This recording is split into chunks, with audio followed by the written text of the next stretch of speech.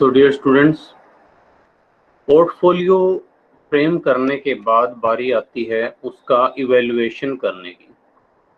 और इवैल्यूएशन का मतलब क्या है कि पोर्टफोलियो का जो हमने ऑब्जेक्टिव्स लिया था, क्या हम अपने उस ऑब्जेक्टिव को अचीव कर पा रहे हैं या नहीं। ठीक है, portfolio evaluation.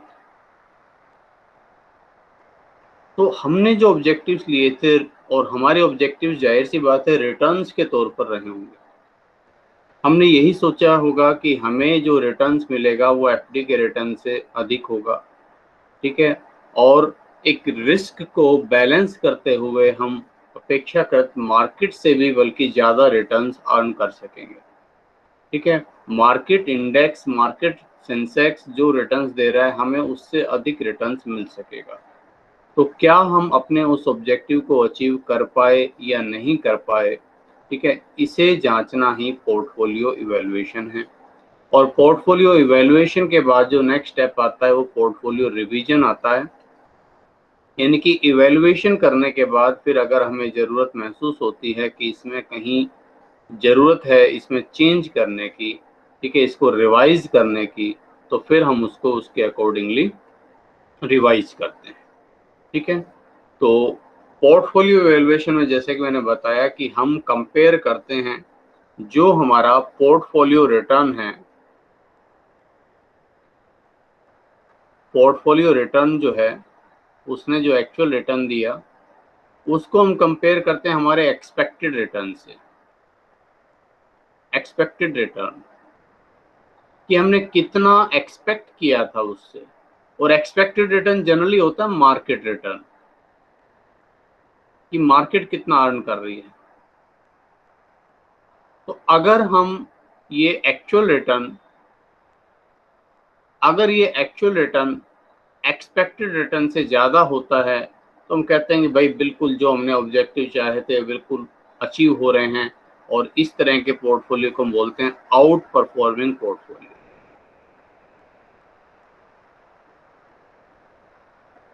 Out performing portfolio यानी कि जो चाहा था बल्कि उससे ज़्यादा मिला। ठीक है, और अगर ऐसा हो कि उससे कम मिल रहा हो हमें तो हम बोलते हैं under performing.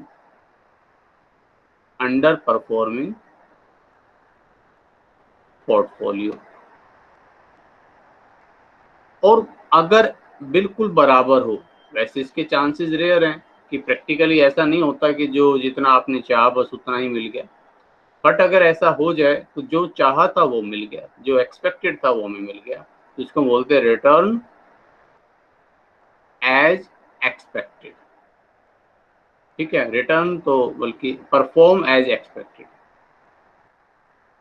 Perform as expected कि जो हमारी एक्सपेक्टेशंस थी उस एक्सपेक्टेशंस के हिसाब से ही पोर्टफोलियो ने परफॉर्म किया। तो अब क्वेश्चन अगला उठता है कि भाई ये चलो एक्चुअल पोर्टफोलियो रिटर्न कैसे निकलता है वो तो हमने पढ़ लिया। हमने पढ़ा कि हाँ भाई जो पोर्टफोलियो में जितनी भी सिक्योरिटीज इंक्लूड की जाती है उनके अलग अलग वेट्स होते हैं, उनका प्रपोर्शन होता है, और उन प्रपोर्शंस के हिसाब से उन सिक्योरिटीज का जो रिटर्न्स है, ठीक है, उसकी अगर हम वेटेड एवरेज निकाल लेते हैं तो वो पोर्टफोलियो का रिटर्न कहलाता है। लेकिन अब हमारी एक्सपेक्टेशन क्या, इसकी तुलना कैसे हो, किससे की जाए, ठीक है, तो वो अपने आप में मायने रखता है कि हम इसका कंपैरिजन किससे करें।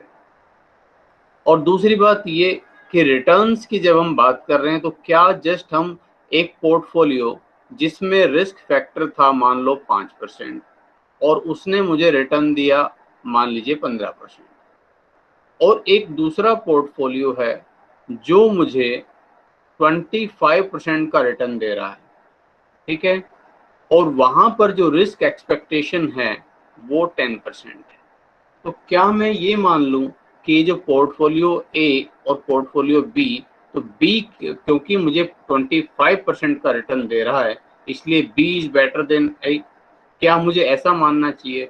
नहीं, क्योंकि पोर्टफोलियो में हम शुरू से पढ़ते हुए आ रहे हैं कि यहाँ रिटर्न्स और रिस्क दोनों फैक्टर्स को साथ साथ देखना चाहिए। तो जब मैं एक्चुअल पोर्टफोलियो रिटर्न की बात करूंगा तो क्या मैं सिर्फ इस रिटर्न को ही देखूं या साथ में रिस्क को भी देखूं?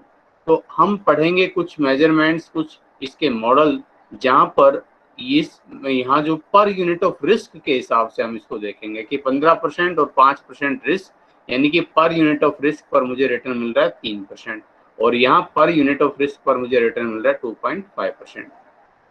तो अब मुझे इसमें कंपैरिजन करना चाहिए कि इन दोनों में से कौन सा बेहतर है। तो ये सब वो एस्पेक्ट्स हैं, वो फैक्टर्स हैं जो अफेक्ट करेंगे पोर्टफोलियो इवैल्यूएशन। ठीक है, तो पहले हम उन फैक्टर्स को ही कंसिडर समझते हैं कि कौन कौन से फैक्टर्स जरूरी हैं जिनको कंसिडर किया जाना चाहिए जब हम पोर्टफोलियो का इवैल्यूएशन करते हैं। लेकिन उससे पहले मैं आपको बता दूं पोर्टफोलियो इवैल्यूएशन की जो टेक्निक्स है वो कौन कौन सी है। पोर्टफोलियो इवैल्यूएशन टेक्निक्स या मॉडल बोल सकते हो या मेथड बोल सकते हैं, जो भी आप कहना चाहें। और जनरली हम इन टेक्निक्स को दो कैटेगरी में बांटते हैं। एक होते हैं relative measures. Relative measures, relative मतलब सापेक्ष, तुलनात्मक। ठीक है, तुलनात्मक। कि अगर कोई मुझसे कहे कि भाई आपको दो फ्रूट्स हैं, ठीक है, मैंगो और एप्पल, अब इनमें से कौन सा अधिक पसंद है? हो सकता है मुझे पसंद दोनों हो, लेकिन इन दोनों में से कौन सा अधिक पसंद है? तो मान लीजिए मैं कहूँ कि मुझे मैंगो अधिक पसंद है, या मैं कहूँ कि मुझे एप्पल अधिक पसंद है। तो जब मैं दूसरे की तुलना में किसी को बताऊं कि हाँ ये वाला बेटर है बजाय उसके, तो उस तरह के इवैल्यूएशन को, मेजरमेंट को हम रिलेटिव मेजरमेंट बोलते हैं। ठीक है, तो दो मॉडल तो हम इससे रिलेटेड पढ़ेंगे। एक तो इसमें शार्प का रेशो हम लोग पढ़ेंगे, शार्प रेशो।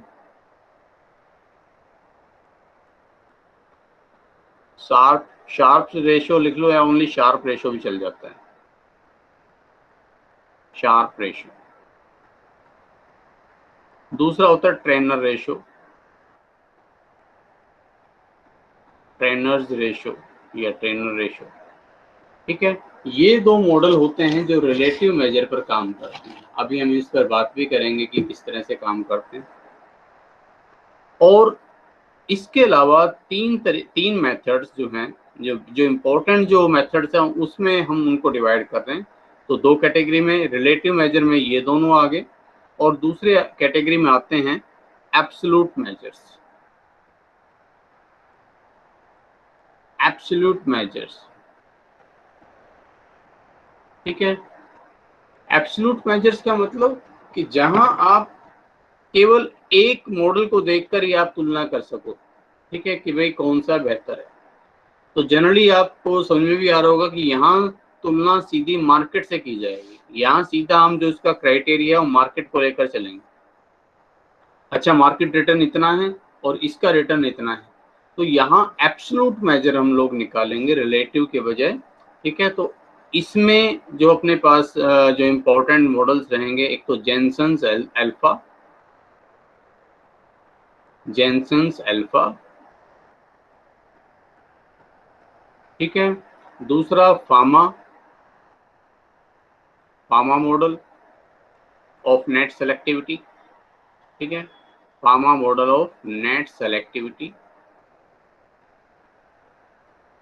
और तीसरा M2 मॉडल, M2 ऐसे भी लिखते हैं, M2 ऐसे भी लिख देते हैं, ठीक है, M2 मॉडल, जिसको मोदी गिलानी एंड मोदी गिलानी मॉडल बोलते हैं। तो ये तीन मॉडल रहेंगे जो एब्सोल्यूट मेजरमेंट करेंगे। रिटर्न्स के बेस पर हम कोई इस तरह का क्राइटेरिया, कहीं पर अल्फा निकालेंगे, कहीं उस रिटर्न्स को जो है हम नेट सेलेक्टिविटी के रिटर्न्स के रूप में निकाल कर देखेंगे, और फिर हम तुलना करेंगे कि क्या हमारा पोर्टफोलियो जो रिटर्न दे रहा है उस रिटर्न को आउट परफॉर्मिंग रिटर्न कहा जाना चाहिए या अंडर परफॉर्मिंग रिटर्न कहा जाना चाहिए। और जाहिर सी बात है, रिटर्न अगर आउट परफॉर्मिंग रिटर्न है तो इसका मतलब रिटर्न बहुत अच्छा है, पोर्टफोलियो बड़ा अच्छा काम कर रहा है और इसी डायरेक्शन में हम लोग आगे बढ़ सकते हैं। अगर पोर्टफोलियो अंडर परफॉर्मेंस दे रहा है तो इसका मतलब इसमें कहीं ना कहीं सुधार की आवश्यकता है, तो पोर्टफोलियो को रिवाइज करने की जरूरत है। और अगर बराबर ही आ रहा है बाई चांस, तो हम ये कह सकते हैं कि जो हमने चुना था वो सही था, इसलिए वहां पर भी हम उसी चीज को आगे बढ़ा सकते हैं। तो इन सब पर जाएं, और ये सब मैंने जैसे कि बताया अलग अलग फैक्टर्स को कंसिडर करते हैं। तो इन सब पर हम इनको अलग अलग पढ़ें उससे पहले हम लोग जान लेते हैं कि जनरली कौन से फैक्टर्स हैं जो अफेक्ट करते हैं पोर्टफोलियो इवैल्यूएशन को। ठीक है, तो factors to be considered in portfolio evaluation.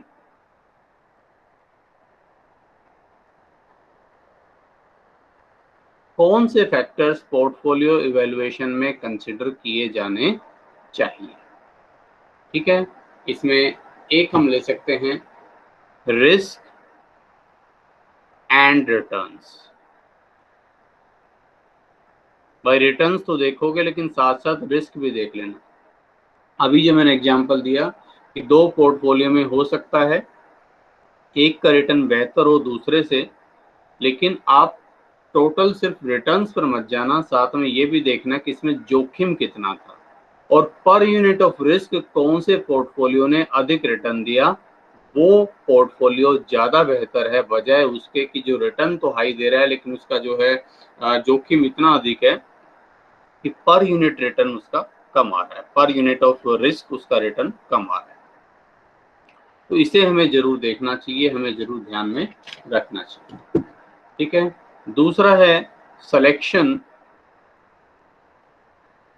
Of appropriate market index. Appropriate market index as benchmark.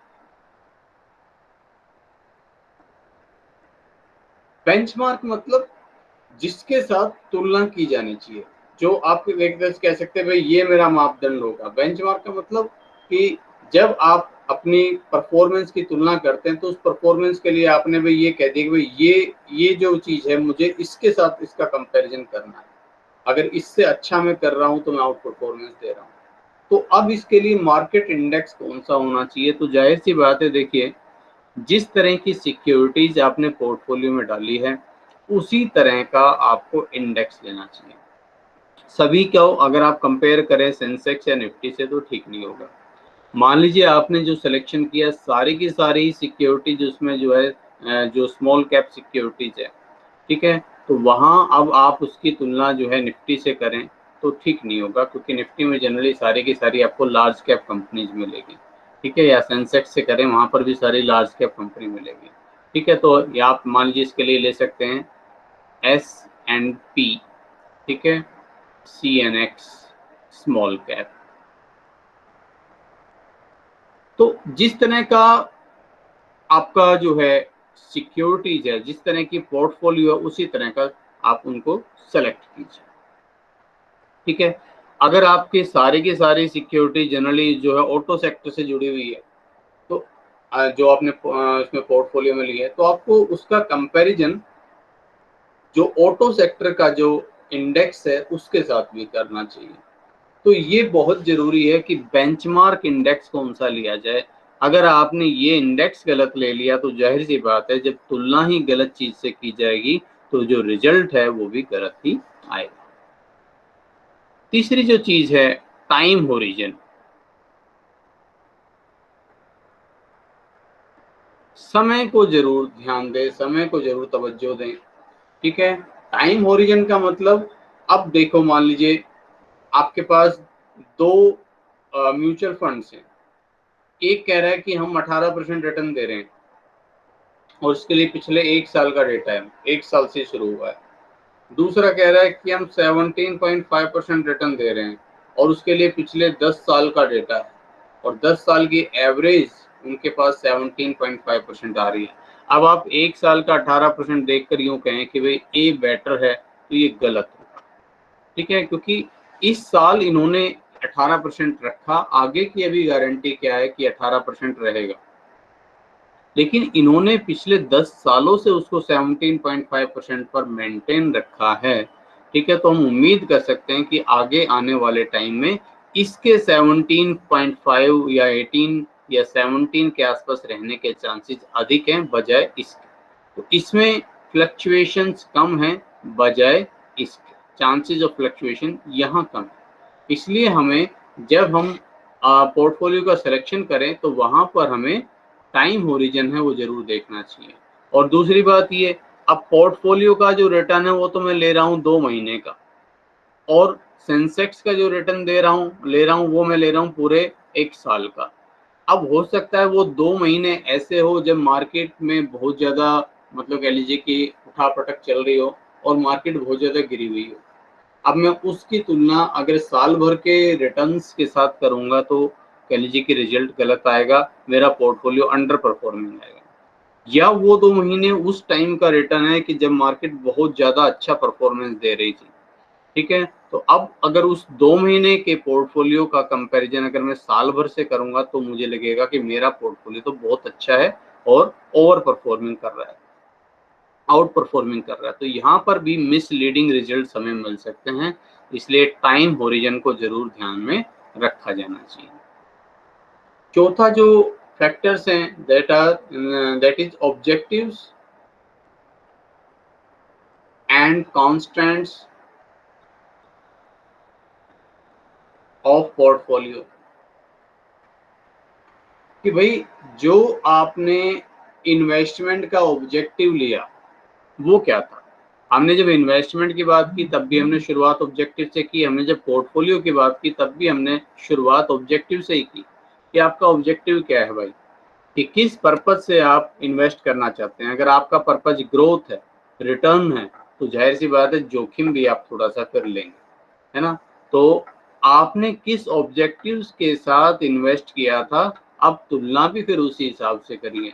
जब आपने इन्वेस्ट किया तब तो आपने कहा था देखो भाई मेरा रुपया वहां लगवाओ जहां जोखिम बिल्कुल कम हो, ना के बराबर हो, ठीक है। रुपया आप सारा लगा दें, मैक्सिमम अपने इन्वेस्टमेंट का हिस्सा 80% गवर्नमेंट सिक्योरिटीज में लगा देते हैं और 20% मान लीजिए आप बॉन्ड्स वगैरह में लगा देते हैं, जहाँ जोखिम कम है, ना के बराबर है, बहुत कम है, ठीक है। और फिर जब तुलना करने पर आते हैं तो फिर आप इसका कंपैरिजन करना चाहते हैं इक्विटी के रिटर्न से, वो कहते हैं कि यार इक्विटी यहाँ तो रिटर्न इतना मिल रहा है और मुझे मिला इतना, तो ये गलत होगा। तो जो कॉन्स्टेंट्स आपने रखे थे, जो आपने अपने लिए ये ऑब्जेक्टिव तैयार करते समय रखा था कि भाई मुझे इन प्रतिबंधों के तहत रहकर इन्वेस्टमेंट करना है, तो जब रिटर्न्स का जब कंपैरिजन करें तब भी उन सबको ध्यान में रखकर चलिए, ठीक है। ये जरूरी है, ये एक रूपता जरूरी है। अगर आप ऐसा नहीं करेंगे कि जब आपने इन्वेस्ट किया, ठीक है, तब आपने उसका जो है जो उसमें जो है सारा का सारा इन्वेस्टमेंट आपने इक्विटी में किया, ग्रोथ में किया, अब तुलना अगर आप करके सेटिस्फाई हो जाते हैं जो डेट मार्केट के रिटर्न से, तो ये गलत है, ठीक है ना। क्योंकि जब आपने इतना सारा जोखिम उठाया, ठीक है, और इतना जोखिम उठाने के बाद जो रिटर्न आया वो अगर डेट मार्केट के बराबर आया, फिर तो आपने जोखिम उठाने की क्या जरूरत थी, फिर तो डेट मार्केट में इन्वेस्ट कर देते हैं, एंड वाइस वर्सा। तो जो आपका ऑब्जेक्टिव्स है, जो आपके कॉन्स्टेंट्स हैं, उनको जरूर ध्यान में रखना चाहिए और उन्हीं के हिसाब से फिर तुलना की जानी चाहिए, ठीक है। तो अब हम आगे बढ़ते हैं और इसकी जो टेक्निक्स है उनकी बात करते हैं। उनकी टेक्निक्स में जो पहली 3 टेक्निक्स मैंने बताई, शार्प रेशो, टेनर रेशो और Jensen's alpha, exam point of view से ये तीनों रेशो सबसे ज़्यादा इम्पोर्टेंट है और सबसे ज़्यादा सरल भी है, ठीक है। तो मैं पहले इसमें शुरू कर रहा हूँ relative measures, relative measures of portfolio evaluation या मेजरमेंट कह लीजिए, ठीक है। और जब मैंने बताया कि इनमें तुलना हम करेंगे कैसे, तुलना इस तरह से होगी भाई ये x है और ये y है, इसने रिटर्न दिया 15%, इसने रिटर्न दिया 25%। मैं उसी एग्जांपल को ले रहा हूँ वापस। जोखिम जो रिस्क जो था वो इसमें 5% था, इसमें 10% था। तो हम ये कहेंगे कि पर यूनिट ऑफ रिस्क किसका रिटर्न अधिक है। पर यूनिट 5 जोखिम की इकाई पर 15% रिटर्न, यानी कि पर यूनिट रिस्क रिटर्न मिल रहा है 3%। यहाँ पर यूनिट रिस्क रिटर्न हमें मिल रहा है 2.5%। ठीक है, तो अब इनमें बेहतर कौन सा है ये। तो यहाँ हम जनरली क्या करेंगे, पर यूनिट ऑफ रिस्क के बेस पर हम इवेल्युएशन करेंगे, इसलिए इनको हम यूं भी कह सकते हैं, रिटर्न पर यूनिट ऑफ रिस्क मेथड्स या टेक्निक्स। ठीक है, या रिटर्न को रिवार्ड भी बोल सकते हैं, रिवार्ड पर यूनिट, ठीक है, of risk measurement techniques methods, जो भी आपको। तो अभी अभी हमने बात की कि इसमें जनरली 2 मेजरमेंट लिए जाते हैं। एक शार्प का रेशो है, एक ट्रेनर्स का रेशो। दोनों को साथ साथ ही समझ लेते हैं, साइड बाय साइड। ठीक है, शार्प क्या कहता है और ट्रेनर क्या कहता है। देखो, यहाँ जो हम इवेल्युएशन करेंगे, जैसे कि मैंने बताया कि रिलेटिव मेजरमेंट है, दूसरे के साथ तुलना करके ही हम इस नतीजे पर पहुंचेंगे कि कौन सा पोर्टफोलियो अच्छा दे रहा है, कौन सा नहीं। अब मान लीजिए ये मेरा पोर्टफोलियो है एक्स, ठीक है, और इसने मुझे रिटर्न दिया, मान लीजिए 20% रिटर्न दिया, और मैं भी ये सोचकर बड़ा खुश हूँ कि 20% रिटर्न मुझे मिल रहा है। ठीक है, लेकिन अब कोई आकर मुझसे कहता है कि भाई देख, तुमने जोखिम उठाया और जोखिम उठाकर तुम्हें रिटर्न मिला 20%। तुम बिना जोखिम के भी अगर वहां इन्वेस्ट करते गवर्नमेंट सिक्योरिटीज में, और वहां आपको रिटर्न मिल सकता था, मान लीजिए समझने के लिए 10%। तो बिना जोखिम उठाए भी 10% रिटर्न तो आपको वैसे ही मिल रहा था। तो आपने जोखिम उठाकर कितना रिटर्न लिया, 20%। तो देखा जाए तो जोखिम उठाकर जो रिवार्ड मिला वो तो आपको 10% ही मिला। ठीक है, मैं इसको थोड़ा सा चेंज कर देता हूँ, ये 10 10 10 सारे 10 कंफ्यूज करेंगे, मैं इसको 8 कर देता हूँ। तो भाई जोखिम उठाकर जो एक्स्ट्रा रिटर्न मिला, जिसको तुम रिवार्ड बोलते हो, यहां तक दोनों कॉमन है, ध्यान रखना। रिवार्ड फॉर रिस्क, जितना तुमने जोखिम उठाया उसके लिए रिवार्ड कितना मिला, 20 - 8, आपको 12% रिवार्ड मिल रहा है। ठीक है, अच्छा, एक और सिक्योरिटी है वाई, उसका रिटर्न जो था वो मान लीजिए इस दौरान 22% रहा, और हमने कहा अच्छा रिवार्ड फॉर रिस्क एक्स का तो इतना है, रिवार्ड फॉर रिस्क वाई का कितना है, 22, और गवर्नमेंट सिक्योरिटी का रिटर्न तो सभी केस में उतना ही रहेगा। तो यहाँ मैंने कहा अच्छा इसमें 14% है, वाई बेहतर है भाई फिर तो एक्स से, क्योंकि वाई मुझे रिवार्ड फॉर रिस्क अधिक दे रही है और एक्स मुझे रिवार्ड फॉर रिस्क कम दे रहा है। लेकिन बात अभी अधूरी है, क्योंकि अभी हम सिर्फ एक चीज को देख रहे हैं, किसको, रिटर्न को। एक्स और वाई का इंडिविजुअल रिस्क कितना था, जोखिम कितना था, उसको हम अभी भूल रहे हैं। मैंने कहा कि भाई एक्स जो पोर्टफोलियो है, पोर्टफोलियो एक्स का स्टैंडर्ड डेविएशन तो देख भाई आ रहा था 5%, और पोर्टफोलियो वाई जो है उसका स्टैंडर्ड डेविएशन आ रहा था 7%। अब बताओ कौन सा बेहतर। तो अब मैंने कहा कि अच्छा रिवार्ड फॉर रिस्क, देखो जो चीज मुझे बिना जोखिम के ही मिल रही थी उसके बारे में तो मुझे सोचना ही नहीं है।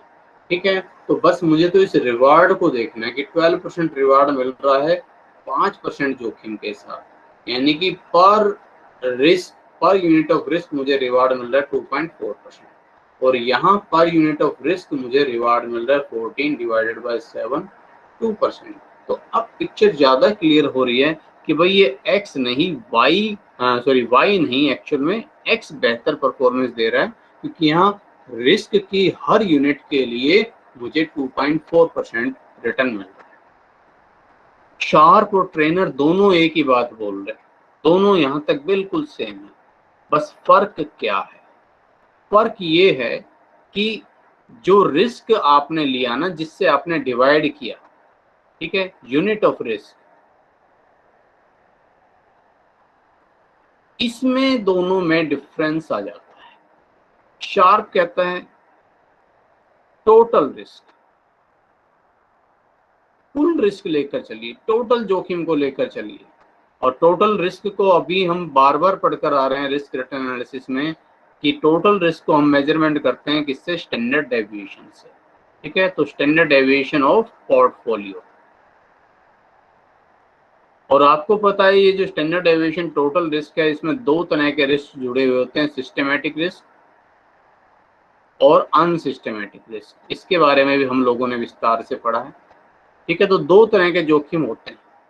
तो शार्प रेशो में शार्प कहता है, विलियम शार्प, कि भाई हमें इस टोटल रिस्क को ही कंसिडर करना चाहिए और टोटल रिस्क के हिसाब से ही देखना चाहिए कि किसने कितना रिटर्न मुझे दिया।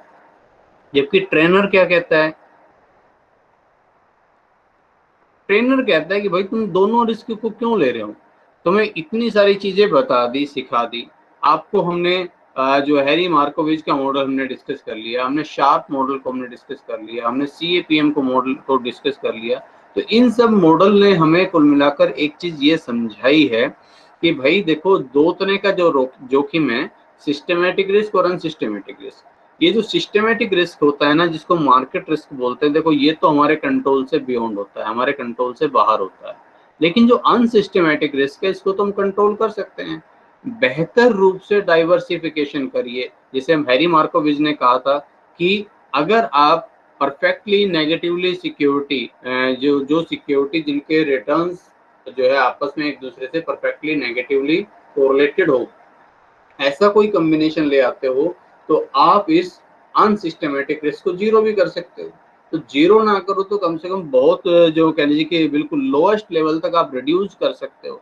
तो जो चीज आपके हाथ में है उसको लेना क्यों चाहते हो, उसका मतलब उसको साथ में लेकर फिर चलना क्यों चाहते हो, जब जिसको रिड्यूस करना आपके हाथ में ही है। तो ट्रेनर कहता है कि देखो भाई, मैं तो यहाँ पर जो जोखिम लूंगा, जोखिम की यूनिट लूंगा, वो सिर्फ सिस्टमेटिक रिस्क लूंगा। सिस्टमेटिक रिस्क, अनसिस्टमेटिक रिस्क को मैं क्यों लूं, जब मैं मानकर चल रहा हूं कि रैशनल इन्वेस्टर है, समझदार व्यक्ति है, कर देंगे उसको रिड्यूस। अच्छा डाइवर्सिफाइड पोर्टफोलियो होगा और वो उसको रिड्यूस कर देंगे, तो इसलिए मुझे वो लेने की जरूरत ही नहीं है। तो बस उसने यहाँ पर चेंज करके केवल सिस्टमेटिक रिस्क लिया। और आपको पता है सिस्टमेटिक रिस्क को हम किससे मापते हैं, बीटा से। तो उसने यहाँ बीटा ले लिया। तो इस हिसाब से जो शार्प रेशो है,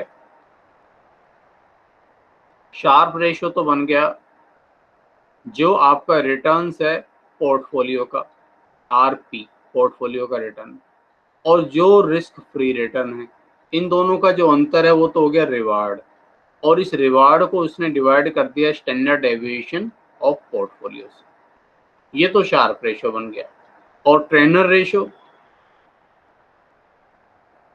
ट्रेनर्स रेशो में ट्रेनर ने क्या कहा, इसने कहा कि देखो भाई, मैं तो यहाँ टोटल रिस्क को लेता नहीं, अनसिस्टमेटिक रिस्क जो है मैं क्यों लूँ, जब उसको हम रिड्यूस कर सकते हैं, जब उसको हम डाइवर्सिफिकेशन से खत्म कर सकते हैं।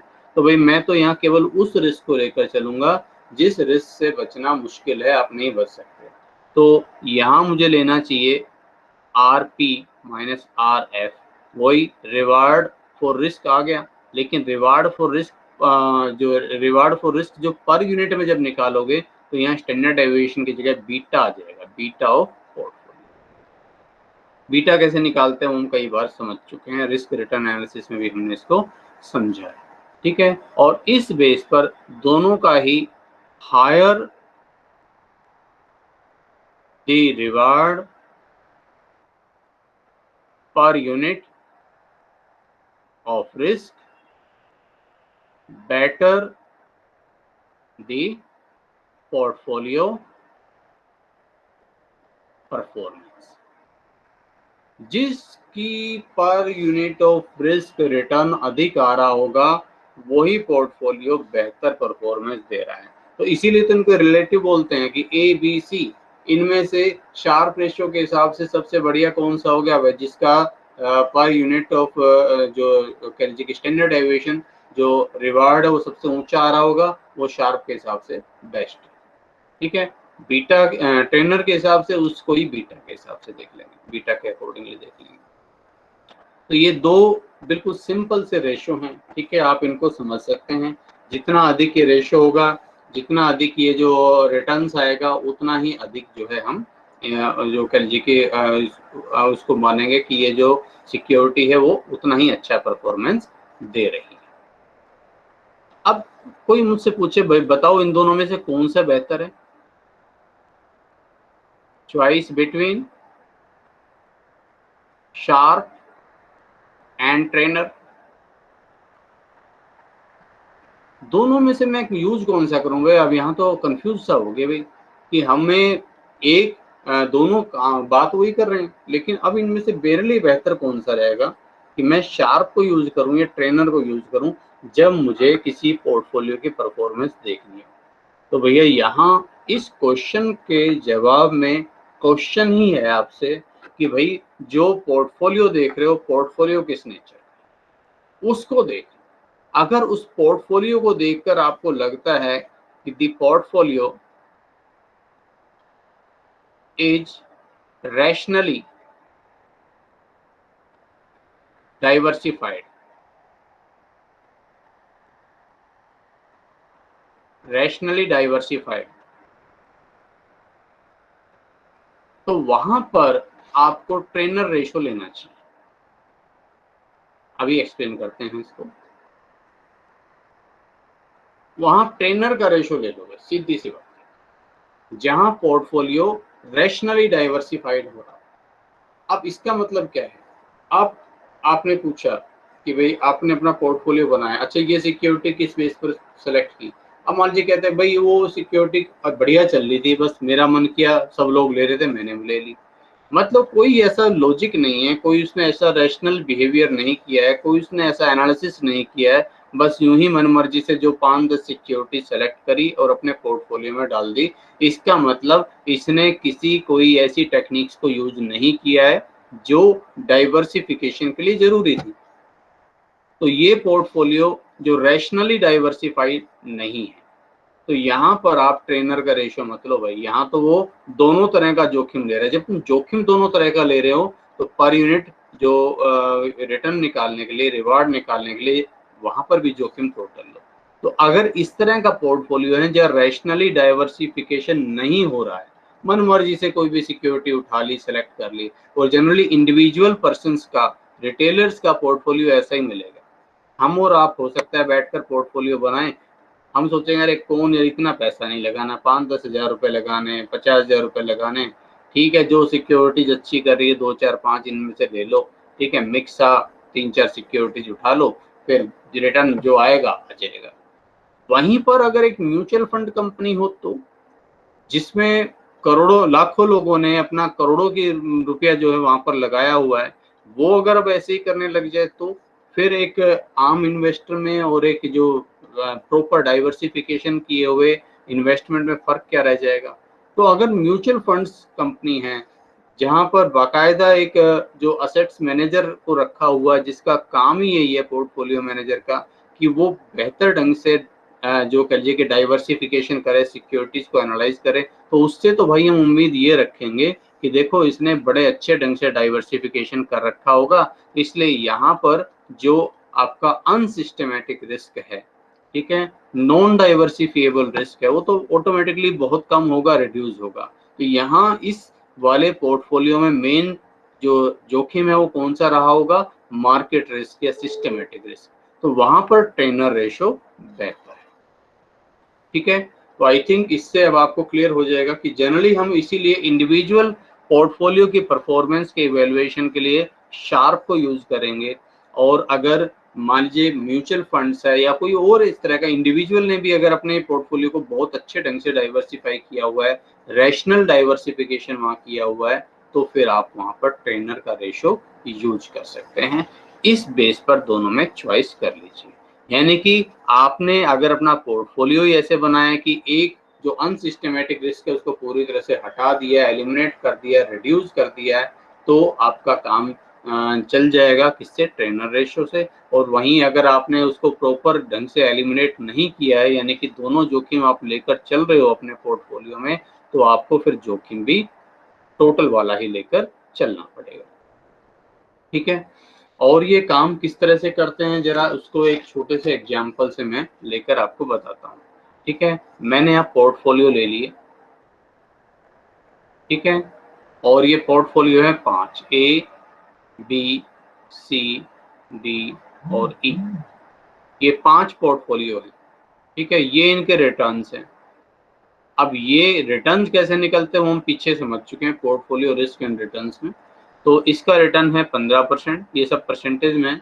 अगले का 11% है, नेक्स्ट का 17% है, नेक्स्ट का फिर से 11% है, और नेक्स्ट का 19% है। और रिस्क जो है पोर्टफोलियो रिस्क, ठीक है, पोर्टफोलियो रिस्क ये स्टैंडर्ड डेविएशन दे रखा है आपको। ठीक है, 5, 4, 7, 6 और 5। ठीक है, और ये है इनका बीटा, पोर्टफोलियो बीटा। ठीक है, बीटा ऑफ पोर्टफोलियो, BPI ऐसे लिखा जाएगा, बीटा PI। आई का मतलब पहला, दूसरा, तीसरा, ABCD इस तरह से आ जाएगा। ऐसी standard deviation of portfolio PI। ठीक है, यानी कि स्टैंडर्ड डेविएशन ऑफ पोर्टफोलियो ए का होगा तो standard deviation PA, standard deviation PB, standard deviation PC ऐसे। ठीक है, तो ये बीटा है अपने 1.5, 0.5, 1, 7 और 7 नहीं, 0.7 सॉरी, और 1.2। और अब इसके बेस पर मैं कहता हूं कि भाई इसमें शार्प का और ट्रेनर का रेशो निकाल दो और रैंक दे दो, बताओ कौन सा पोर्टफोलियो बेहतर है। अब ये क्वेश्चन है, सॉल्यूशन मैं यहीं कर देता हूँ, इसी में ही, इसी टेबल में मैं कर देता हूँ। देखिए कितना सिंपल क्वेश्चन होता है समझने के बाद। शार्प रेशो और ये ट्रेनर रेशो, शार्प का रेशो निकालो भाई, क्या हो जाएगा शार्प रेशो, अभी हमने पढ़ा, रिटर्न पोर्टफोलियो का, रिटर्न रिस्क फ्री सिक्योरिटीज का। हाँ, रिस्क फ्री सिक्योरिटीज का रिटर्न मैंने नहीं बताया, रिस्क फ्री सिक्योरिटी का रिटर्न है 4%। और देखो क्वेश्चन में इसको दे रखा है किस नाम से, return on zero beta, return on zero beta. अब जीरो बीटा का मतलब क्या हुआ, जीरो बीटा का मतलब मार्केट बढ़े घटे कुछ भी हो, लेकिन इसका इतना परसेंट रिटर्न मिलेगा ही मिलेगा। ठीक है, यानी कि मार्केट बढ़े तो भी घटे तो भी इसका रिटर्न अगर 10% है तो 10% मिलना ही मिलना है। इसका मतलब मार्केट चेंज होने से कोई फर्क नहीं पड़ रहा, जिसका रिटर्न में वेरिएशन ही नहीं आ रहा है उसे रिटर्न ऑन जीरो बीटा बोलते हैं। यानी कि सिंपल सी बात, हम किसकी बात कर रहे हैं, हम रिस्क फ्री रिटर्न की बात कर रहे हैं। तो लैंग्वेज को समझ लेना, 4% दे रखा है। ठीक है, तो RP माइनस RF अगर अब हम यहाँ करें और डिवाइड किससे करना है, यहाँ स्टैंडर्ड डेविएशन से। तो भाई RP ये 15 है, 15 माइनस 4, स्टैंडर्ड डेविएशन कितना है इसका, 5। नेक्स्ट है 11 minus 4 divided by standard deviation कितना है इसका, अभी इसका है 4। ठीक है, नेक्स्ट है 17 minus 4 divide by standard deviation कितना है इसका, 7। नेक्स्ट कितना है 11 minus 4 divide by standard deviation कितना है, 6। और नेक्स्ट है 19 माइनस 5, स्टैंडर्ड डेविएशन कितना है इसका, 5 नहीं सॉरी 4। ठीक है, तो 11 को 5 से डिवाइड कर दो, 11 डिवाइड बाई 5 2.2। नेक्स्ट हो जाएगा 7 divided by 4 1.75, 13 divided by 7 1.86, 7 divided by 6 1.67, 15 divided by 5 ये हो गया 3। और अब यहाँ से अब आप रैंक दे दीजिए, सबसे ज़्यादा इसका है। ठीक है, तो फर्स्ट नंबर पर ये ई पोर्टफोलियो, सेकंड नंबर पर ए, थर्ड नंबर पर सी, नंबर फोर्थ पर बी और नंबर फिफ्थ पर डी। ये इनका रैंक ऑर्डर रहेगा। किसके हिसाब से? शार्प मॉडल के हिसाब से। अब जरा ट्रेनर के हिसाब से देख लो। ट्रेनर क्या करेंगे? RP माइनस RF और डिवाइडेड बाई यहाँ बीटा आ जाएगा बस। तो 15 माइनस 4 डिवाइड बाई बीटा कितना है? 1.5। 11 माइनस 4 बीटा इसका है 0.5। फिर नेक्स्ट है भाई 17 माइनस 4 बीटा है इसका 1। फिर है 11 माइनस 4 बीटा इसका है 0.7 और 19 माइनस 4 बीटा है इसका 1.2। बस जस्ट इससे डिवाइड करते चलो, ठीक है। तो 11 डिवाइड बाई 1.5 7.33, ठीक है। 7 divide by 0.5 14, 13 divide by 1 13, 7 divide by 0.7 10 हो जाएगा। 9 ये हो जाएगा 15 डिवाइड बाई 1.2 ये हो जाएगा 12.5। और अब जरा रैंक देखिए, फर्स्ट रैंक अब इसकी, ठीक है। जिसको फोर्थ रैंक मिल रही थी उसको यहाँ फर्स्ट मिल रही है, फर्स्ट रैंक, ठीक है। देन सेकंड रैंक जिसको हम बिल्कुल एक तरह से कह लीजिए कि हाँ तीसरे नंबर पर डाल रहे थे उसको भी यहाँ सेकंड रैंक मिल रही है, ठीक है। थर्ड रैंक देखिए जरा, इसको फर्स्ट रैंक जिसको हम दे रहे थे उसको यहाँ मिल रही है थर्ड रैंक, ये फोर्थ रैंक और ये फिफ्थ रैंक। जो वहाँ हमारे लिए नंबर 2 पर चल रहा था अभी यहाँ नंबर 5 पर हो गया। रीजन क्या है? क्योंकि जो सिस्टमेटिक और अनसिस्टमेटिक रिस्क है दोनों के अलग अलग हो, मतलब हर सिक्योरिटीज के अलग अलग मिलेंगे। किसी में सिस्टमेटिक रिस्क का प्रोपोर्शन, टोटल रिस्क तो टोटल को ले रहे हैं, तो उसमें से कहीं तो सिस्टमेटिक रिस्क का प्रोपोर्शन अधिक मिलेगा, कहीं अनसिस्टमेटिक। तो जब टोटल लेंगे तो टोटल के हिसाब से रिजल्ट आएगा, और सिर्फ सिस्टमेटिक रिस्क को लेंगे तो उसके हिसाब से रिजल्ट आएगा। अब मैं इनमें से किसकी सुनूं, किसको मानकर चलूं? ये तो कह रहा है कि भैया नंबर 1 है ई, और ये कह रहा है नंबर 1 है भाई बी। तो कौन सा बेहतर है? बेहतर जो भी है दोनों अपनी जगह सही है। मुझे पहले पोर्टफोलियो को देखना है भैया, पोर्टफोलियो क्या है, किसका बनाया हुआ है, कैसा है, उसको देखना। अगर मुझे पता चलता है कि ये 5 कोई रेपुटेड म्यूचुअल फंड्स कंपनीज हैं और उनको मैं इवेल्युएशन कर रहा हूँ, मैं किसी म्यूचुअल फंड्स को सिलेक्ट करना चाह रहा हूँ कि कौन सा मेरे लिए बेहतर रहेगा, मैं उसमें इन्वेस्ट करना चाह रहा हूँ, तो फिर मुझे यहाँ पर ट्रेनर का रेशो लगाना चाहिए। और यहाँ अगर मैं किसी सिंपली एक इंडिविजुअल की बात कर रहा हूँ जिससे मुझे बहुत ज़्यादा एक्सपेक्टेशन नहीं है कि बहुत ज़्यादा मतलब उसने अच्छे ढंग से रिस्क रिटर्न एनालिसिस कर रखा होगा उसमें, तो फिर मुझे किस पर जाना चाहिए? उस केस में मुझे शार्प रेशियो को कंसिडर करना चाहिए, ठीक है जी। तो ये दोनों रिलेटिव मेजर्स हमने आज पढ़ लिए हैं।